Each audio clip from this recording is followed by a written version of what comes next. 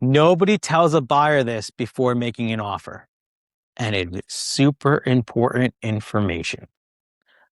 So there's public information available to you about the property that you can get before you make an offer. It helps you make a better offer and make a decision for your family. So if you're thinking about buying a home in the state of Connecticut, there are a few things you can research on your own using the public records and the internet. Ignoring this step could mean you discover surprises after you've already emotionally invested yourself in this house, after you spent the money on home inspections, and even after you negotiated the contract. I'm attorney Kishore Kapoor, a residential real estate closing attorney in the state of Connecticut. And every day I share videos with you explaining the closing process so you can make smarter and wiser decisions and hopefully have a stress-free and smooth closing. Today is a little bit of a different video. Normally I tell you stories. Today I'm going to teach you how to use the public records to your advantage when buying a home. So first place we're going to start is if you're going to town hall, you can look at the land records. That is very easy. The town clerks are very helpful. Go in, talk to the town clerk. The one piece of information you need, though, before going is to find out who owns the property. And I'm going to tell you that in a second.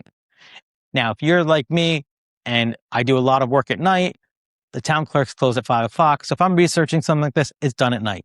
There's great news. Most towns in the state of Connecticut have their land records online. And I'll explain to you how we get there.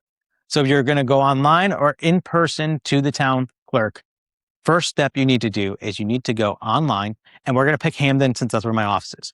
You're going to go into Google and type in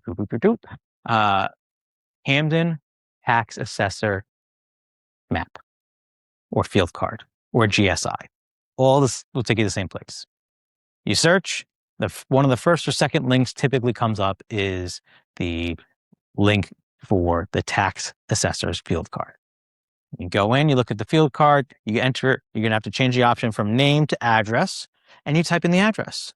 And what that should do is it will pop up the tax field card that tells you a little bit more about the property, right? It's going to tell you the person's name, tells you when they bought it. It's going to tell you how many bedrooms there are, how many bathrooms there are, what the square footage is.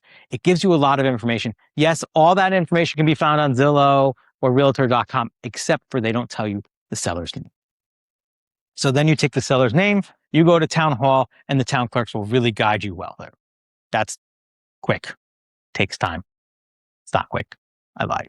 It takes time, right? Because you have to physically go into town hall. You need to make sure it's between 9 and 5.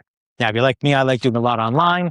And you go online, you search for Hamden land records, and it will give you a link, and it'll send you to the Hamden land records. Everything on the land records is searched by last name, first name. So go into the land records, type in John Doe, who happens in our fictional story will be the seller.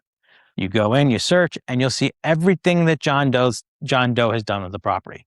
You can find out from there you're going to find that the document that says warranty deed or deed, right? You're going to look at and review that. And there might be references to a deed restriction, right? There may be references to an easement, talking about a driveway, might be talking about a right-of-way. It'll give you any maps that are there. This does not replace a professional title search, right?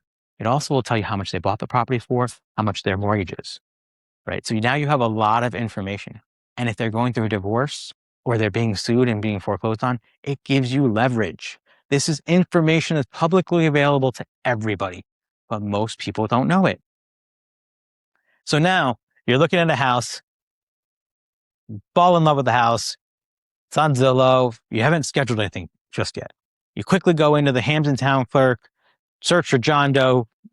You've done the process I've told you. If you search for John Doe, now you find the deed. And in the deed, it says that there's a right of way for the public to cross your property. Oh, now imagine if you'd gone out to that property and you'd seen it and you didn't know that, right? Versus knowing that. You might not put an offer on that house because you don't want the public walking across your backyard. And that does exist because there's places where there's land trusts and there's no way to access it but through your yard, right? Or you find out that there is a deed restriction that prevents you from hanging a flag on your property, right? These are all things you want to know. or you have access to a lake or a river or a pond, right? All of this gives you good information. By starting with the deed, you get a little bit of information about the owner and the property. If you have questions about the easements, seek legal counsel. We can explain them to you. But basically, an easement is the right for somebody else to use the property. If you want, you can go all the way back to the 1700s in some towns and look at different deeds. Just know this does not replace my job as fixing title issues or looking at title to help you replace it. The other part that is very useful, and I use this when we bought our house to our advantage, is I found out my seller was going through a divorce. I found out what they bought the house for. I found out how much was on their mortgage. So now when I made an offer, I knew I had parameters, right? I used it as a negotiating tool, right? So if I saw that they bought the house a year ago, well, now I know what they bought it for.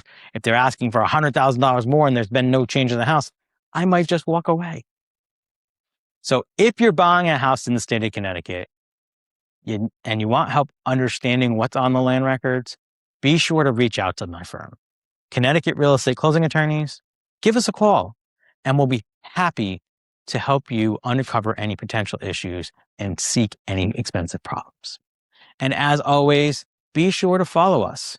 We share lots of real estate tips. Every day I share issues that come up from our real life closings with real stories so you can make better decisions and potentially have a stress-free closing. And if you'd like to learn more about what a real estate closing attorney does, watch this video.